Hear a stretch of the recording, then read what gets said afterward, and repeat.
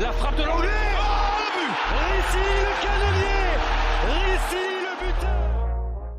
Rissi le buteur. Et ouais, là c'est vraiment à propos. Il faudra qu'on récupère le. Là on peut en faire un beau parce que Camille a bien gueulé aussi sur le live au Danu, donc je pense que ça peut choper un jingle s'il n'y a pas trop de bruit de bière derrière. Normalement on devrait avoir Clément des NVDRS avec nous au téléphone. Est-ce que tu nous entends ? Ouais, je suis là et je vous entends bien. Ouais. Comment ça va avec ces deux premiers jours d'abonnement ? Tu dois être débordé, j'imagine. Ouais, c'est assez chargé, mais bon, on va dire que c'est des problèmes de riches, hein, donc on est content de le faire, même si c'est compliqué. C'est compliqué à gérer, mais bon, si c'est pour remplir le stadium, on est preneur. Pour comprendre un petit peu comment se passe le système d'abonnement et de réabonnement, c'est un peu le même que l'année passée ou il y a des modifications ? Alors au niveau réabonnement, c'est un peu pareil, donc ceux qui étaient abonnés avec nous l'an dernier ont juste à adhérer sur notre lien LOASO en prenant le tarif réabonnement NVDRS. Et donc d'ici quelques jours, ils pourront finaliser leur commande sur la billetterie TFC. Pour ceux qui étaient abonnés par le TPC l'an dernier, qui veulent passer avec nous, c'est pareil, il y a un tarif spécial sur LOASO. Et après, pour les nouveaux abonnés, on avait un quota de nouveaux abonnés qui nous avait été donné par le TEF. Et en une journée, on l'a complètement vidé. Il en restera peut-être quelques-unes qu'on remettra en vente d'ici quelques jours. Une fois qu'on aura traité toutes les adhésions qu'on a eues depuis hier matin, parce que il y a pas mal de gens qui remplissent pas forcément bien les formulaires, etc. Donc on a pris une petite marge et on remettra peut-être des places en vente fin de semaine ou semaine prochaine. Il en restera très très peu, donc il faudra être très réactif si jamais on en remet. Vous attendiez à un tel engouement aussi vite ? Alors un tel engouement, nous quand on a parlé avec le club du virage Brice 100% abonnés, on était convaincus que ça allait le faire et que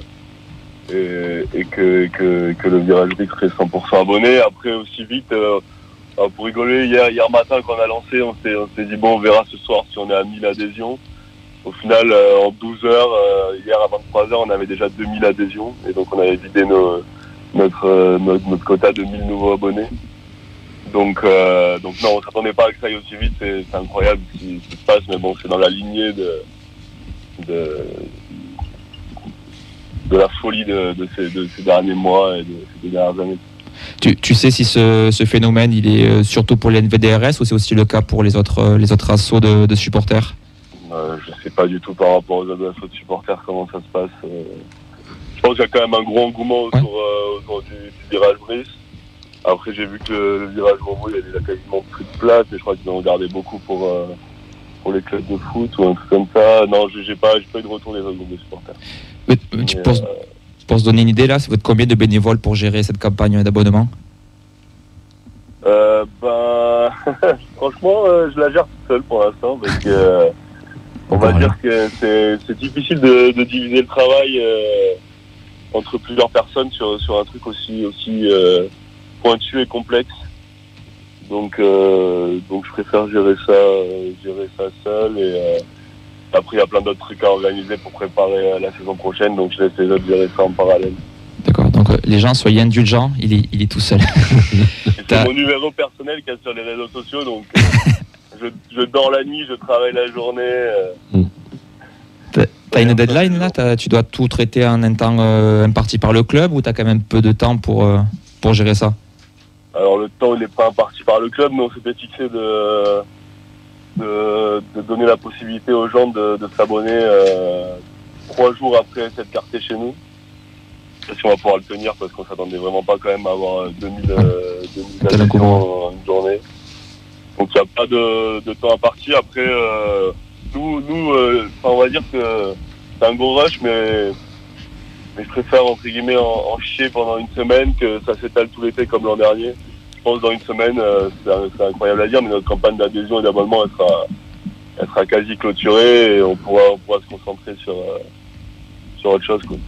Ouais, Clément, tu peux nous rappeler l'intérêt de passer par les Indians pour s'abonner ? Oui, bien sûr. Déjà, même s'il n'y a plus de nouvel abonnement possible, il y a un tarif préférentiel en s'abonnant en s'abonnant par nous, même pour les anciens, pour ceux qui étaient abonnés l'an dernier avec le TCC.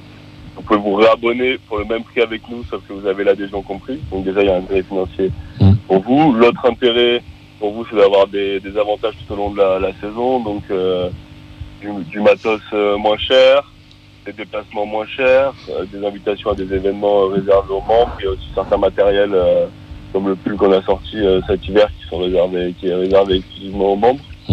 Et puis plus globalement, ça permet par votre cotisation donc de 20 € qui est pour nous de participer donc à toutes les animations qu'on va faire l'an prochain en Virage Brice. Et voilà, on sort d'une grosse année, on compte bien en faire une encore plus grosse l'an prochain avec nos 30 ans qui arrivent en plus en fin de saison, en fin d'année. C'est parfait, merci beaucoup d'avoir pris le temps entre toutes tes sollicitations de présenter la campagne d'abonnement des NVDRS. Bon courage, j'allais te dire bonnes vacances, mais c'est pas pour tout de suite. C'est bientôt. Allez, et à très bientôt au stadium alors. Merci. Allez, bonne soirée. Salut Clément. Salut. Alors pour être complet, donc il est aussi possible de s'abonner directement via le club, même s'il y a de moins en moins de places. Je crois que le virage Brice, virage jeune, virage famille, c'est complet. Donc là, les seules solutions pour ces coins-là, c'est donc voir avec les autres groupes de supporters, comme la Curva Ouest, l'association des supporters, les Visca Tolosa.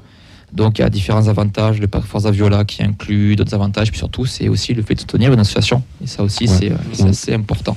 Et on l'a très bien vu pour les Indians, vu le nombre de tifos cette année. C'est quand même un moment important pour les supporters, la campagne de réabo, quoi. Surtout que... Toi, rapidement, qui s'est abonné ici? Moi. Toi aussi? Bon, on est deux. Clément, nouvel abonné? Nouvel abonné, absolument. Elliot? Nouvel abonné aussi. Oxens? On attend la confirmation des Indians. Ouais, mais oui, ça devrait faire. Normalement, ça va marcher, mais c'est bien parti. Je suis un abonné du cœur. Oui, voilà, t'es avec nous. Non, mais j'aimerais bien prendre l'adhésion avec les Indians, tu vois, ça peut financer des tifos. C'est pour le geste, tu vois. Elle est de 20 €, et après, c'est participation libre, donc c'est vrai, n'hésitez pas. Pour la symbolique, je rappelle que les PMR, ils peuvent pas s'abonner, les personnes en fauteuil roulant. Donc, pour la symbolique, de se sentir vraiment dans une communauté d'abonnés, au moins me carter chez les Indians, tu vois, pour le geste et pour. Si ça peut financer les tifos, c'est cool. C'est sûr que là, c'est quand même une campagne éclair. Cette année, on se rappelle, ça prenait plus de temps. On avait aussi même plus de temps pour se réabonner. Je me rappelle des fois de m'être réabonné peut-être fin juin, début juillet. Là, on est. Ça va casser des records historiques, quoi. J'en parle à Fred. Moi, j'ai regardé hier soir. Il restait 150 places, donc je me suis précipité sur la mienne, bien entendu. Tant mieux. Ouais, c'est bien. Ça promet, normalement, ça garantit un minimum d'ambiance sur la saison. Imaginez ça il y a 3 ans. À ce même moment de l'année, fin de saison 2020, on n'aurait pas imaginé que ça se batte pour avoir des abonnements. Ouais, donc la barre des 20 000 finalement. Oui, je pense que ça va être. Et jouable, il y a intérêt. Largement jouable. Ouais, on a combien de places là sur Twitch qui nous dit il y avait aussi les abos mi-saison à une époque aussi, donc pour combler le manque, parce que là on est large. Donc oui, j'ai vu passer beaucoup ça sur Twitter. Il va se retrouver au chômage, lui, puisqu'il n'y a plus beaucoup de comptes à faire maintenant. On verra s'il y a une reconversion. Il trouverait une autre activité. Combien de places dans la feuille de match, au pire? C'est ça, ça aussi. Là, il y a une place là, ici, au micro bleu, avec Mehdi qu'on attend. Là. Elle est libre, celle-là. On va passer aux sélectionnés, parce qu'on est en fin de saison pour les clubs, mais il y a aussi encore des compétitions européennes, et il y a aussi des matchs internationaux. Nathan, tu nous fais un petit bilan? Bien sûr. Donc on a Denis Genreau qui est de retour avec l'Australie pour un amical face à l'Argentine le 15 juin. Denis va en genou. Voilà, c'était un petit message personnel. Chaibi est convoqué avec l'Algérie qui jouera contre l'Ouganda pour les sélections pour la CAN et en amical contre la Tunisie. Abouklal est sélectionné avec le Maroc, match contre le Cap-Vert et l'Afrique du Sud. Logan Costa, de son côté, lui, sera du groupe avec le Cap-Vert. Le Calvaire. Le Cap-Vert. Contre le Maroc, ouais. Le Maroc, j'essaie de lire les notes. Le Marco. Contre le Burkina Faso, et on retrouve Mabadi Bangré et d'autres de blessures avec les matchs amicaux de fin de saison. Et on n'oublie pas Dalinga qui disputera l'Euro Espoir à la fin du mois, tout comme Kamanzi avec la Norvège. Avec les jeunes, on passe aux jeunes. Donc Mathis Niflor, il perd en finale de l'Euro U17 contre l'Allemagne. Il n'a pas joué du tournoi, mais était le gardien remplaçant. Donc on le félicite. C'est toujours bien une sélection quand même. Oui. Et Ilyes Sarraj a disputé le premier match du Festival de Toulon avec l'équipe de France U18 contre l'Arabie Saoudite, terminé sur un 2-2 et une défaite au tir au but. Donc il rate un tir au but un peu plus tôt dans la séance. Il a joué toute la rencontre piste en gauche dans un 3-4-3. Prochain match de poule contre le Venezuela et le Costa Rica. Merci Nathan et merci d'avoir déchiffré entre les fautes. J'apprendrai à me relire. Oxens, tu viens d'avoir une info de dernière minute car tu préfères être sur ton téléphone plutôt que d'écouter l'émission. Est-ce que tu peux nous la dire ? Ouais, mais pour une fois, ça vaut le coup. C'est une information qui vient de tomber il y a 5 minutes. Le TFC enregistre la signature de Justin Lacombe, son gardien du centre de formation, qui signe donc son premier contrat pro. C'est lui qui va remplacer numériquement Dupé, puisque bon, on a vu toute la conférence de Comolli, on va en parler juste après. Mais donc du coup, voilà, un nouveau gardien issu du centre qui vient de signer pro à l'instant. On reviendra un peu plus tard donc, sur la conférence de presse de Comolli et donc ce qui a été dit par rapport à la gestion des gardiens. Mais d'abord sur le cas Lacombe, c'est une bonne chose pour vous qui passe professionnel ? Ben oui. Merci. On peut passer à la. Mais non, mais... Oui, c'est la question est con. Je suis assez d'accord. Non, mais ça c'est mérité. Les jeunes de son âge, bon, ils ont fait ça pour signer un contrat pro. Quoi. Quand ils commencent à jouer, ils ont un peu d'ambition, tout ça, et depuis qu'ils sont jeunes. Et donc là, c'est un peu une première concrétisation, quoi. Puis on a sorti quelques gardiens au TF aussi, donc c'est encourageant. Puis il a joué quand même pas mal de matchs cette saison aussi finalement, puisqu'il était la doublure de Rest qui a plusieurs fois été dans le groupe pro, donc il a substitué, puisque quelques cartons rouges et voilà, je sais pas, moi j'ai pas pu le voir jouer pour le coup, mais apparemment il y avait quand même plutôt des assez bons retours. Puis ça montre que ça fait signer quoi, des jeunes qui passent pro. C'est encourageant. Ouais, c'est bien. Qu'il y a encore de l'avenir par le club malgré la data. Autre information, donc c'était confirmé récemment, le Trophée des Champions n'aura pas lieu le 5 août en Thaïlande, report à l'hiver, toujours à l'étranger d'après la LFP. Et comment on fait si on a pris les billets d'avion du coup pour la Thaïlande ? Eh bien, vous appelez Vincent Labrune donc à Paris, à la siège de la LFP, et vous voyez directement avec lui. Donc on parlerait de date en janvier, ça serait donc vraiment toujours à l'étranger. Ouais. Bon, c'est pas grave. Je sais pas. Je me sens pas c'est dommage. Hypé par cette info. Ouais, on verra suivant le calendrier. Enfin, on verra si ça impactera pas trop notre calendrier. Enfin, parce que ça parle de le mettre en janvier. Janvier, ouais, ça serait sur le match de rentrée avant la coupe. Ouais, ça te rajoute un match en plus. Bon, ouais, ça te permet de te faire une petite prépa avant de reprendre. Là, c'était bien. Ça faisait une prépa avant le début du championnat. Ouais, te mettre dans le bain avant la première journée, quoi. Donc, on en reparlera au moment du pareil. Mais bon, il y aura le match de gala. Discours de Comolli. Comment ? Il y aura le match de gala. Voilà, c'est de l'an dernier. Qui a été remis l'an dernier. Le autre événement qui avait lieu ce week-end, le Fan Days qui avait lieu ce dimanche avec les joueurs, le staff, le président. Il y avait des goodies, des séances photos, la présentation de la Coupe de France, d'animations diverses. Il y avait pétanque, baby-foot, FIFA, jeux de précision, vide-gué du stadium, des vestiaires, coulisses, tribunes. On avait aussi Tonton Didier qui montrait la collection de maillots. Je sais pas, nous on n'y était pas. Vous avez vu ça sur les réseaux, j'imagine. Qu'est-ce que vous en avez pensé de cette journée ? C'est nouveau parce qu'on avait l'habitude de la journée classique où on rencontrait seulement les joueurs, où c'était plutôt des stands dédicaces et autres. Là, c'était plus complet. Qu'est-ce que vous en avez pensé tout simplement ? C'est bien de mettre le supporter au centre de l'attention, puisque ça permet de visiter aussi les coulisses du stadium. Il me semble que pour la soirée abonnée, il y avait ce côté-là aussi. Tu pouvais passer dans les vestiaires. Je ne vais pas dire de bêtises. Il me semble que j'avais déjà vu ce genre de choses. Donc c'est bien, après ça fait partager c'est la journée ou l'après-midi, je sais plus, mais c'est l'après-midi là. L'après-midi, ça fait partager une après-midi avec les joueurs. Moi ça, c'est pas que ça m'intéressait pas forcément, donc c'est pour ça que j'y suis pas allé, mais je trouve que c'est bien aussi pour fidéliser, pour la reconnaissance des supporters qui ont poussé toute la saison aussi, pour fidéliser, mine de rien, parce que quand tu proposes des animations comme ça aussi, c'est dans le but de fidéliser et que le club paraisse aussi sympa, attractif, convivial. Convivial. Donc c'est bien, c'est une bonne initiative. Après, bon, j'ai pas forcément plus d'avis que ça dessus, mais c'est cool. Maxence ? Ouais, moi j'y étais pas non plus, mais c'est vrai que t'as un avis. Oui, c'est pour ça. J'ai vu 2-3 trucs tourner sur les réseaux et c'est vrai que ça avait l'air chouette quand même. Les réseaux. Ouais, malheureusement. Et donc je me mets à la place de Warren Kamanzi, de Vincent Serrault, et je me dis que c'est quand même le meilleur moyen de découvrir de manière un peu plus personnelle les fans, parce qu'on les voit toujours parqués derrière des bâches, derrière des tribunes. Le mot m'échappe. Des grillages, des barbelés. Voilà, tous les ultras sont encagés.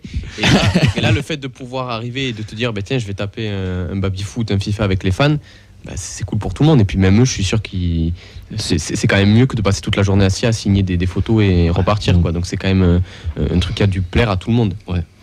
Puis on a vu le niveau du coach Montagnier au baby-foot. Ouais. C'est pas déconnant. Non, il est bon quand même. Taquine. Ouais, il est bon. Non, c'est une journée, ça fait un petit peu kermesse de fin d'année. Voilà quoi, ça. C'est bien pour les jeunes, les très jeunes, ils font des photos, les couples, ils font des photos devant la coupe, on visite les vestiaires, on prend... c'est un peu à l'image du nouveau TFC, c'est un peu original, côté limite cette foraine qu'on peut avoir sur certains matchs sur le parvis, mais ça parle quand même à pas mal de gens au final. Ouais, ça part d'un bon sentiment. Voilà, d'un bon sentiment. Ouais. Alors lorsqu'on a l'entrée du meilleur foie gras du championnat avec Mehdi qui va s'installer en studio. Là, ici, tu as un micro bleu et en train de mettre le shirt Force là pour cacher son blason de l'Olympique Lyonnais qui l'attend dessous. Comment ça va Oh là là, et chute à l'arrière du peloton, c'est la bière, Thierry. Ça arrive bien, ça commence bien. Ouais, c'est Saint-Simon, ça va. C'est l'émission bilan, ça promet. Très très grosse entrée en matière en tout cas. Ouais. Et alors, si vous saviez, je me suis fait flasher en scooter, j'ai pris la flotte. C'est vrai? Oui, véridique. Tout ça pour nous? Tu t'enverras une note de frais directement à la feuille de match? C'est toi qui règles du coup. Ouais, on va faire semblant que oui. On s'arrangera. Comment ça va, Mehdi? Très bien. Mis à part ça, tout va bien. Ça fait longtemps que t'as pas vu. Comment je viens que quand il n'y a pas Camille. Il n'y avait pas Camille, j'ai fait en sorte de venir, c'est tout. Et bien tu es fidèle à tes engagements et ça fait vraiment plaisir. Toi, t'es là pour les grands moments, tu vois. Tiens. On disait Camille, t'es pas là pour les grands moments, et toi, oui. Ah, ça fait plaisir de voir vos têtes. Ah, ça faisait un moment. Je sais pas si t'as écouté sur le scooter pendant que tu te faisais flasher, mais on parlait du Fan Day. T'as un avis dessus ou on passe à autre chose? C'était très bien pour les gens. Moi, j'y suis pas allé. Voilà, je pense qu'il y a des gens qui ont aimé. C'était pas forcément pour nous. Et puis voilà, c'est tout. Merci. On va passer maintenant. Tu peux repartir du coup. À une autre actualité. On va passer au tournoi jeune. On est, comme on en parle chaque semaine maintenant, au printemps, il y a des tournois il y a beaucoup de tournois pour les équipes de jeunes. Oxen, si t'es chaud de nous faire une petite présentation très rapide. Alors, Toulouse a remporté le plus grand tournoi U10 d'Europe le week-end dernier. C'était l'Euro Poussin. C'était il n'y a pas longtemps pour toi, ça. Vas-y, enchaîne. J'ai failli être sélectionné. En poule, ils battent Le Havre, Saint-Malo, Niort et Budapest. Ils battent ensuite le Servette Genève en 8e, Liverpool en quart, coucou Elliot, Nice en demi et la Juventus en finale. Du côté des U11, ils s'imposent eux aussi dans le tournoi international de la Risk Cup 2023 au tir au but face au FC Porto. Eh bien, toujours des trophées, là on a vu ça enchaîne. Hein. Ça promet pour l'avenir. Voilà. Entre ce qu'on a vu avec les 17, avec les 19, on voit que chez les tout petits aussi ça travaille bien. Donc, c'est les tout petits, laissons venir. Est-ce que vous croyez que certains seront dans la préparation du TFC cet été? Il y en a qui vont regarder premier degré. Non, c'était une blague quand même. Ils ont 11 ans les gosses, faut y aller doucement. Laisse-moi rentrer dedans, moi. Je crois tout ce que tu me dis. Je bois tes paroles. C'est pour ça que j'aime quand tu es là, Mehdi. Non, mais les noms sont prestigieux quand même. Oui, c'était quand même des gros trophées qu'on gagnait pas forcément avant. T'as 10 ans, bon. Ça fait des beaux souvenirs. La Juve, Liverpool. On va passer au gros morceau de la journée. C'était la conférence de presse du président Damien Comolli qui a eu lieu aujourd'hui dans les locaux du Toulouse Football Club un peu avant midi. La bonne nouvelle, c'est que c'était retransmis en direct à la télé, ce qui est quand même pas souvent. C'était via Occitanie qui pas souvent, qui filmait et qui retransmettait de bonne qualité surtout, parce qu'on a déjà vu des extraits où c'est un grand message d'espoir pour nous quand même. Et bien que ce soit via Occitanie, fait beau mieux. Ah, tu liens Radio Occitania, tu vas dire? Ouais. Bon, invitation. Écoute, tu restes jusqu'à la fin de l'émission en euro, donc il y a de l'espoir. Beaucoup de choses ont été dites. Elle a duré un peu plus d'une heure cette conférence de presse. Parmi tout ce qui a été balayé rapidement, je vous fais un tour. Ensuite, on pourra en débattre ensemble. De toute façon, on est déjà en retard sur le programme, c'est normal. La licence UEFA a été obtenue. L'objectif, prendre le tirage le plus facile pour aller le plus loin possible en Coupe d'Europe. Travail en cours sur le calendrier, puisqu'il y a 5 matchs de Coupe du Monde de rugby à l'automne, plus la Coupe d'Europe, plus le championnat, et qu'on n'a pas le droit de faire plus de 2 matchs d'affilée à l'extérieur. On a pris la signature donc, de César Gelabert. L'objectif de compenser les départs, plus de recrues. Hogg qui passerait gardien numéro 1 avec reste en 1 bis. Un gardien supplémentaire pour la rotation. Peut-être que c'est Justin Lacombe ou c'est un autre gardien qui arrivera. Il a une prolongation de contrat sur la table. C'est à lui de voir. Rouault, c'est soit il signe une prolongation, soit il part, sachant que lui voudrait jouer la Coupe d'Europe avec le TEF. Donc c'est en bonne direction. Signature imminente d'un directeur de recrutement pour remplacer McFarland qui est parti au printemps. Ce qui vient de Première Ligue. La personne est actuellement en contrat dans un club de Première Ligue. C'est peut-être lui qui revient. C'est Marc Marlin. La blague serait exceptionnelle. C'est un quiz là que tu nous fais, non? Oui. En vrai, il a donné beaucoup d'indices, Comolli. Je pense qu'il joue vraiment au quiz parce qu'il a dit ancien coach, ancien analyste vidéo. En place dans un bon club de première ligue, normalement, si on fouille un peu, le nom doit pouvoir se trouver, mais de toute façon, ça sera annoncé dans la semaine. Sur les joueurs, donc Ratao en bonne sortie, idem pour Fleming, Sana, Himmer, Rapnoe, Cerber, qui sont priés de trouver une porte de sortie. Bangré, Begraoui, c'est des prix qui sont réussis, ils devraient avoir leur chance à voir l'évolution de Skita par rapport à la blessure. On a pris aussi la blessure de Zanden aussi, tout comme Fleming qui est actuellement blessé, c'est aussi pour ça qu'il ne jouait pas récemment. Dans ce qui est sorti comme information après match amical contre Montpellier à Béziers, je m'étais noté la date, évidemment je l'ai perdue, je vais vous la retrouver de suite, c'est donc le samedi 15 juillet, ça sera donc à Sauclière, le stade de Béziers. Il y aura un stage en Autriche, comme il a dit, il y aura des adversaires européens pour les matchs amicaux, vu que le TFC est devenu un peu bankable du fait d'être qualifié en Europe, tout simplement. Et si tu joues le FC Vaduz, c'est au Liechtenstein, c'est européen. Hein. Ouais, tu me fais beaucoup rêver là. Ça te dit de partir toi et moi en scooter jusqu'en Autriche pour aller voir un match amical? Si on va à Vaduz, on va voir le TF en amical en Autriche. Et donc il y aura un match de gala au Stadium le 5 août pour remplacer le trophée des champions. Et ça c'est aussi une bonne nouvelle. Pour terminer, il y a aussi donc dernier année de contrat pour Montagnier, donc pas de renouvellement prévu, on en reviendra là aussi dessus. Il a parlé aussi sans langue de bois sur les polémiques du maillot arc-en-ciel, les problèmes sur l'Europa League, sur les travaux qui sont en cours et à venir. Voilà, pour commencer, est-ce que le président vous a rassuré? Je te vois, Maxence, que tu voulais réagir. Non, moi je voulais revenir 2 secondes sur le stage en Autriche. Ça faisait plusieurs années que le TEF partait en Catalogne. Est-ce que c'est fini pour cette année ou pas? De quoi? Le fameux stage en Catalogne. Ben, peut-être. Faut bien évoluer un petit peu. Ça a changé. T'as eu Luchon à une époque, t'as eu la Catalogne. Là, ça m'étonnerait qu'ils fassent quand même Catalogne et Autriche en même temps. Donc, vu que ça n'a pas été confirmé, ça n'a pas été, c'est pas très clair. Donc, par curiosité, quoi. Parce que pour être honnête avec vous, je suis à côté. Donc ça serait dommage de rater ça, quoi. Je pense que tu n'auras pas droit là. Je pense que ça va être 100% Autriche là. Là, les vacances à la plage à Saint-Sébastien, ça sera pas 2 fois, malheureusement. Bah, tirer à la plage à Vienne, c'est bien aussi. C'est sympa, ouais. Vienne plage, très sympa, Vienne plage. Ouais. C'est comme Paris, mais les rats en moins peut-être. Pas sûr. Je serais pas si sûr. C'est une grande ville quand même. Bah, vous me direz, vous irez? Vous serez correspondant à la feuille de match à Vienne? Ça vous dit?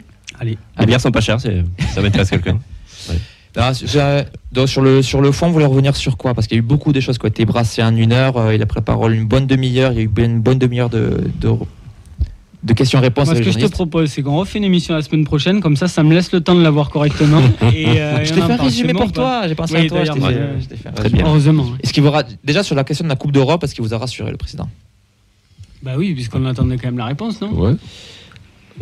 Ça me rassure parce que, on va dire, il avance jamais sans être sûr. Ça fait 3 ans où il est quand même très mesuré aussi dans ses prises de parole. Et quand il avance des choses, il nous a jamais fait miroiter des choses, quoi. Donc ça, c'est pour ça que j'ai envie de lui faire confiance. Et ça a l'air d'être bien parti, quoi. Quand il dit qu'il a pris contact avec l'UEFA, qu'il a obtenu la licence UEFA, c'est rassurant. On avait quand même des questions parce que autant de Redbird, on n'a pas eu trop de prises de parole de Redbird par rapport à l'Europe. En même temps, on les a pas trop entendus depuis 3 ans. Comolli, après la coupe, c'était peut-être dans l'euphorie, il avait dit je m'engage à être en Europe. On l'avait pas trop entendu depuis. Là, au moins, ça vient clarifier les choses. Donc, je pense que tout est quand même dans les règles et tout est parti pour jouer l'Europe, quoi. Fred, tu veux réagir? Sur l'Europe? Ou sur autre chose, hein? Non, sur l'Europe. C'est à la carte, là. Il dit il fait le point, quoi. Donc il dit qu'on a eu la licence UEFA, qu'il a pris contact normalement avec les instances pour voir comment est le club, comment est le stade, comment. Voilà, apparemment, c'est même validé. Voilà. Comment on peut accueillir des équipes, comment on peut les gérer, les supporters, parce qu'il y aura des supporters à gérer. Il y aura un accueil de supporters étrangers à gérer. Oui, parler du cas de pas forcément facile. Et après, je pense que non, ça en est là, mais il y a quand même un règlement, ouais. Il y a quand même l'article 5, je crois. C'est ce que je souligne Chocolatine 31 000 sur Twitch, le fait qu'il n'a absolument pas abordé le nœud du problème, qui est la multipropriété. C'est que ça doit être un cours de discussion, quoi. Il le dit que c'est clair. C'est que ça a été bossé en amont. Comme le Mercato Comme le Mercato, non, mais comme dans d'autres clubs où c'est déjà arrivé, dans le groupe Red Bull. Sur le Mercato, il a dit qu'il continuerait à nous surprendre, à faire signer des joueurs qu'on n'attendait absolument pas. Là aussi, confiance absolue. Ouais. Après ce qui s'est passé, difficile de ne pas lui faire confiance, quoi, parce que ça fait 3 ans où c'est quand même quasiment systématiquement des réussites. Surtout quand il nous fait revenir Manu Garcia, quoi. Ouais, ça te fait pas ça vraiment Manu Garcia, ce Gelabert? Non, mais c'est juste parce qu'il est espagnol et qu'il a l'air d'être un peu technique. C'est juste ça. J'en sais rien du tout. J'ai jamais joué, donc je ne saurais pas vous dire. Non, il a eu un discours ambitieux, moi je trouve quand même. Ouais. Tout le long, moi je trouve que c'était assez ambitieux, quoi. On sent qu'il s'attendait pas forcément à grandir aussi vite, que la Coupe d'Europe arrive aussi vite, mais que ça s'adapte au fur et à mesure. En même temps, il y a tellement peu de monde qui travaille bien en France que dès que tu travailles bien, tu montes vite. Ouais. Mais je pense qu'il s'était laissé peut-être 2-3 saisons en plus pour rattraper l'Europe. Là, ça vient vraiment d'un coup. Et on sent que voilà, ça les a pris de court, mais ça a l'air bien géré aussi. Donc laissons faire le temps. Et je suis assez. On tarde de voir la suite quand même. Du côté des départs. Attends, on va pas parler aussi de départ et même machin. Hog numéro 1. Ouais. Oui. Voilà, ça c'est la grosse info. Donc Hog numéro 1. Ça a fait débat déjà entre nous par message en amont de l'émission. Moi personnellement, je trouvais ça assez logique dans le plan Comoli Redbird. Puis il arrive un bis l'an dernier, donc je pense qu'ils avaient déjà recruté, enfin ils avaient déjà anticipé que ça pouvait être un potentiel titulaire en puissance, un peu comme Dalinga avec qui il est devant. Donc c'était pour faire la doublure. Après, on l'a très peu vu. Au final, on l'a vu sur 6 matchs. Dupé, pareil. Au début, on était un peu dubitatif sur Dupé. On se disait, au final, est-ce qu'il va avoir les épaules pour la Ligue 1 ? Il nous a fait mentir. Moi, j'aimerais bien le voir vraiment dans la peau d'un titulaire indiscutable. On l'a vu sur les matchs de coupe. Il n'a pas fait d'énormes erreurs. En fait, il a été très peu en vue, au final, Hog. On l'avait vu en prépa. Donc, c'est bon signe. Oui, quelque part, c'est bon signe aussi. Donc, je pense que dans la continuité des choses, ça va être lui le titulaire en puissance. Et c'est comme tous les joueurs qu'on a recrutés depuis qu'il y a Redbird. Il faut attendre, quoi. Puisqu'on ne les connaît pas, on ne les voit pas faire... Lui, en fait, il a fait quoi ? Il a fait 6-7 matchs. Et il fait la Coupe de France. Oui, il fait de la prépa. Sur 45 matchs. Après, donc, là, il va être de la peau de numéro 1. Donc, ça te donne un statut. Peut-être que ça va le mettre en confiance d'entrée. Moi, je laisse faire. Ouais. Moi, je laisse faire. Ouais, il va falloir que le gardien en rotation annoncé en recrue soit prêt en cas. Alors, il a dit... Moi, si j'ai bien compris... ça serait un 3, quoi. Ouais, un 3 avec, qui encadrerait ça. Donc un ancien, quoi. Ouais. Parce que s'il se blesse, par exemple, Hog, est-ce que tu lances le reste comme ça, sans filet ? On a bien lancé à l'époque un Lafont, donc pourquoi pas. Hein. Il y a des bonnes surprises. Hein. Mais ça prouve qu'ils lui font grandement confiance, malgré une saison... parfois bonne, parfois avec ses expulsions, etc. Des blessures aussi. C'est vraiment qu'ils font confiance en son potentiel. Et puis ça lui a envoyé un bon message, de te dire tu vas là, il a redit, il a dit que c'était vraiment qu'il comptait vraiment sur lui, sur l'avenir, quoi. Avant d'enchaîner. Donc là, passer un bis, c'est quand même une progression, quoi. Oui, mais tu passes de numéro 4 ou 5 cette saison à un bis, effectivement, c'est une grosse progression. Après, il a parlé de Himmer aussi, donc il a dit que Himmer, c'était un... Oui, bel hommage appuyé. Ouais, c'était un peu son choix à lui de pas rester. Alors je sais pas si c'est un discours de façade ou comme ça, quoi, mais il a dit qu'il avait un projet de vie ailleurs, qu'il avait d'autres. Faut qu'il ait sa place dans d'autres priorités à l'étranger. Alors apparemment ça serait couplé. Un projet professionnel. Ouais, un projet professionnel. Aux États-Unis. Ouais, je pense que c'est un truc comme ça, ouais. Université aux États-Unis, ouais. Ça ressemble à ça, après c'est peut-être pas ça. Donc ça, si tu voulais réagir. Ouais, c'est vrai que quand on en a discuté en amont de l'émission, j'étais le premier un petit peu dubitatif sur Hog.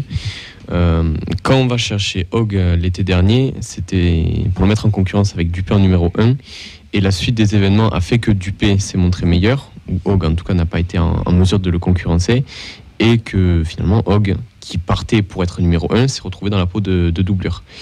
Et pour moi, le fait de ne pas remplacer Dupé, c'est pas un aveu de faiblesse, mais je suis assez surpris parce que on fait que monter le numéro 2 à la place du numéro 1. Et vu les performances du TEF, je pense que sportivement et même financièrement, on aurait pu aller chercher un gardien numéro 1, un gardien titulaire en Belgique, aux Pays-Bas. En fait, demande à Carasso, quand il est revenu de blessure, que Mandanda a pris sa place, c'est le 2 qui est monté. Enfin voilà, le poste de gardien, c'est quand même très spécifique parce que il faut de la confiance. Il s'est adapté cette saison. On n'a rien vu de très bien, on n'a rien vu de très mal de Hogg. Mais ça peut être. Le gardien, c'est vraiment tout ou rien. C'est-à-dire qu'il faut quand même avoir une porte de sortie. Et c'est pour ça que moi, reste lui faire confiance si tôt. Ça, par contre, ça me laisse dubitatif, même si il a un potentiel énorme et qu'à terme, il faut que ça soit notre gardien. Mais que tu fasses confiance à Hogg, ok, mais il faudrait avoir une solution de repli fiable. Parce qu'un gardien, ça peut être tout ou rien. C'est ça que je veux dire. Le nombre de gardiens en Ligue 1, tu sais, qui sont passés de 1 à 2 à qui on a fait confiance et qui, au bout de 3 mois, se sont plantés et tu es obligé de corriger au mercato de janvier, c'est arrivé quand même assez souvent. Voilà, c'est des choses qu'on a vues assez souvent avec les gardiens de but, quoi. Et puis le gardien, il a besoin de confiance. C'est un poste où tu as besoin. De te sentir chéri, j'ai envie de dire, quoi. Ils lui font confiance. Voilà. Tu bascules vite. Grosse confiance. Donc là, l'annoncer là comme ça, là maintenant, parce que la saison en fait elle débute là un peu. C'est voilà donc. Tu bascules vite tu bascules vite dans l'exceptionnel, comme dans le très médiocre en tant que gardien, selon la spirale. Et après, on l'a jamais entendu râler, quoi. L'année dernière, toi, il aurait pu avoir des états d'âme. Non, mais c'est que la mentalité est bonne, tout simplement. Oui, ça, oui. Il n'est pas très vieux, 24. Oui, il y a encore longtemps. On va enchaîner juste 2 mots sur les départs qui ont été annoncés, en tout cas les ports de sortie annoncés. Ça vous surprend? En tout cas, Ratao, c'était pas forcément quelque chose d'attendu. On avait parlé de Shaibi à Bouklal peut-être aussi dans les rumeurs. Ça a été verrouillé complètement. Ça ne bouge pas. Shaibi, il a redit, il a dit qu'on va être attaqué, et donc il va falloir qu'on se défende, quoi. Mais après, au bout d'un moment, si tu es hyper attaqué. Après, si tu n'as pas besoin, si tu es dans un. Tu te défendras jusqu'à un certain point. Voilà, c'est ça. Il y a 4 millions, j'amène à l'aéroport à pied.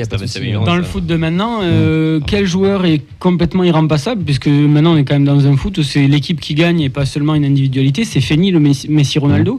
Donc, à partir du moment où tu ramasses une indemnité qui est conséquente et qui te permettra de te retourner, merci, au revoir, quoi. Ça veut dire que tu ne veux pas rester. Merci, au revoir. Il faut garder les mecs qui veulent rester. C'est tout. Voilà, donc si eux, ils veulent partir. Après, voilà. Mais comme il a dit pour le carreau, il a dit nous, on propose des prolongations, tu acceptes, ok, c'est super, et tu veux pas, voilà.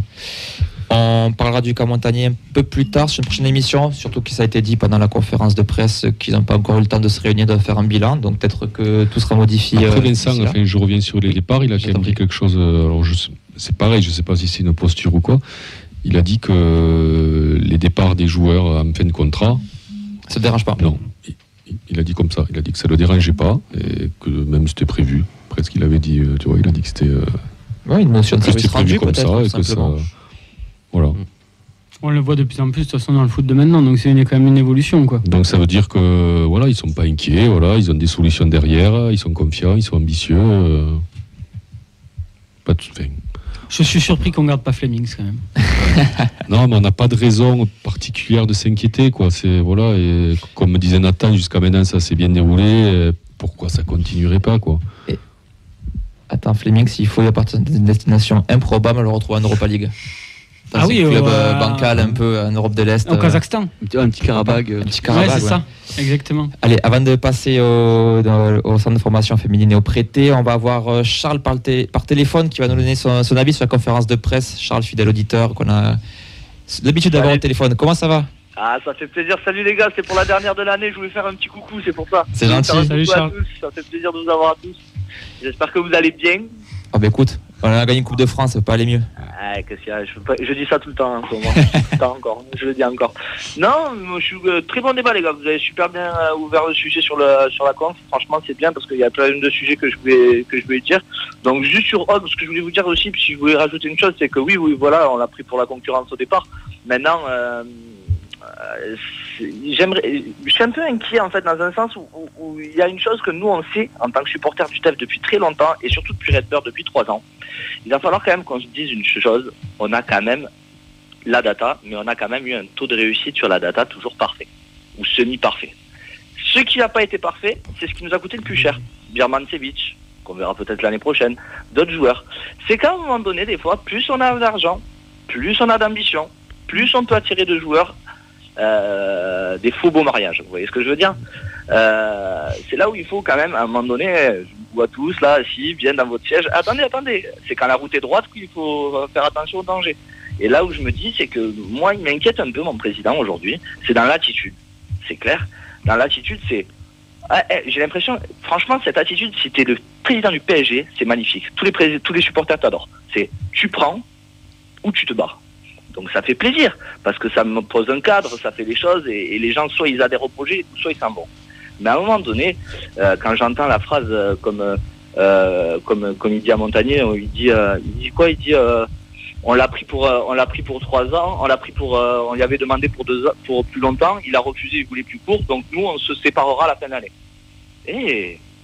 Attention, un peu d'humain, un peu de tout ça. Ricili, on lui a donné un contrat à l'époque, c'était temps, il n'a pas accepté, maintenant il veut revenir, j'ai été surpris, je suis content, je prends.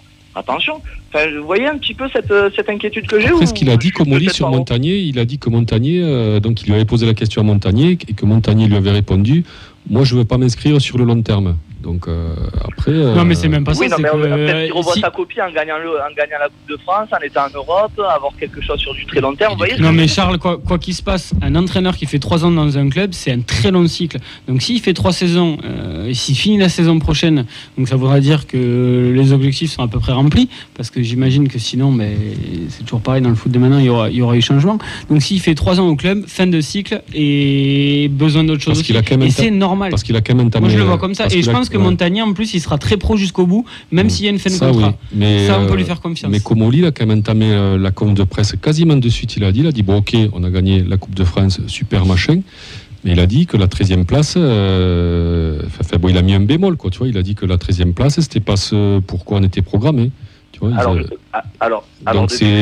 il a dit, nous, on avait programmé 10-11. Et qu'on avait calculé, qu'on avait une équipe pour finir 10-11. Donc, est-ce que c'est un message à Montagnier fait? Bon, je ne veux pas polémiquer, mais bon, est-ce que c'est. Avec la coupe qui use, etc., ça fait 1 ou 2 places en moins, c'est bien. C'est ça, ta fin de saison n'est pas différente, si tu vas pas au bout. Donc, il a dit quand même qu'il calculait. Ça, moi, ça m'a surpris, ça. Ouais, c'est ça, c'est un peu des fois. Il a dit qu'en fait, il calculait donc, par rapport au goal average. Il a dit que ce qui les intéressait, c'était le goal average. Et qu'ils avaient tablé sur un goal average à -2. Et là, ils avaient un goal average à -7. Donc, ça veut dire que tu as perdu. Que tu as potentiellement perdu 4-5 points et que tu aurais dû finir, tu vois. Et voilà. Non, mais voilà, est-ce que vous partagez un petit peu ce que je disais par rapport à ça, quoi? C'était juste cette petite problématique. Ensuite, après, voilà, je suis content, tout est bien, tout est génial. Mais vraiment, c'était un petit peu dans ce côté... on va quand même se séparer de 80% de notre 11. Hog en 1 pour commencer la saison, ok. Un joueur, notre nouveau Trero qui arrive. Vous voyez ce que je veux dire? Non, Manu Garcia. Vu la chevelure et c'est Manu Garcia. Après, c'est arrivé il y a 2 ans, Charles. Tu sais, quand on perd Adli, on perd Koné. On se dit, mais qu'est-ce qu'on va devenir? On est passé à côté de la montée, on va pas monter. Il y en avait déjà notre trio. Il n'y en avait pas autant. Oui, mais bien sûr, mais après, moi, j'étais un peu inquiet, tu vois Koné partir, tu vois ton socle du milieu de terrain où c'était quand même, ça te poussait vers le haut. Et voilà, je pense que tout est très bien géré pour le moment dans le club. Forcément, là, on se dit, il y a la Coupe d'Europe en plus. Le championnat, c'est la saison de la confirmation. Il ne faut pas oublier qu'on est promu aussi. Donc, c'est toujours compliqué aussi pour un promu, la seconde saison, de se pérenniser dans le. Toujours la plus dure. Ouais, dans le. Là, eux, ils ont prévu le haut du tableau directement. Se pérenniser en Ligue 1, c'est déjà bien. 10-11e, je pense, pour la 2e saison. Donc, ouais, forcément, on a aussi des craintes aussi. Sur la seconde saison, sur la saison qui arrive, il a dit donc on est. Parce qu'en fait, il est très chiffre quand même. Ah oui, voilà. Il est trop ordi, quoi, des fois. Il a dit donc il y a 18 clubs. Donc il a dit la première partie de tableau, c'est pas la 10e place, quoi. Donc là, il veut finir entre 1 et 9. C'est logique dans l'ambition aussi. Ouais, non, c'est ça. Il pose des trucs. Moi, je pense pas que ça soit dénoué du main derrière, parce que. J'ai pas dit ça. Hein. C'est moi qui le dis. J'ai un peu peur, moi, des fois. Ouais, mais je comprends tout à fait. Mais je comprends qu'on puisse avoir cette impression. L'ordinateur a décidé que le salaire c'était tant. L'ordinateur a décidé que ça. Très bien. Je sais pas si c'est l'ordinateur sur les salaires. Si, je pense qu'ils font avec les ordinateurs, qui se donnent une marge. Mais que la marge elle est pas assez grande. Je pense qu'il y a les investisseurs qui fait. Bon, je pense qu'il y a un cadre au départ. Mais il faut pas perdre d'argent. Voilà. C'est tout. Charles, pour terminer, parce qu'il va falloir qu'on enchaîne. Écoutez, félicitations encore pour votre émission. Ah, c'est gentil. Ça fait toujours plaisir et merci Mehdi, merci tout le monde. Je retiens pas tout le temps à chaque fois les prénoms, mais un jour j'aimerais bien être avec vous, ça me fera plaisir en tout cas. Quand tu passes sur Toulouse, n'hésite pas. Écoutez, avec grand plaisir les gars, avec grand plaisir. Et puis allez le test et profitons et vivons un super été en se faisant tous les replays de la saison. Et en allant voir les matchs amicaux en Autriche. Ouais, tu seras du côté de Béziers, tu seras pas dans le coin à Béziers? Ouais, c'est ce que je fais chaque année. Je vais faire Montpellier, les 4 mi-temps là que je vois à Béziers, voilà, à Montpellier. Eh ben on va tenter ça, de se croiser là-bas. Et je me régale. Écoutez, profitez, merci encore les gars, à presto, à bientôt. Merci à toi, bonne soirée. Ciao. Allez, on va quant à nous enchaîner. Je pense qu'on pouvait faire une émission complète sur la conférence de presse. Il y en a tellement, mais bon, il faut bien s'occuper pendant l'été parce qu'il n'y aura plus trop de foot, donc on pourra polémiquer tous ensemble. Il y a du débat sur différents points, puis il y aura des choses qui se confirmeront avec le temps. On va passer au retour du centre de formation des féminines et des prêtés.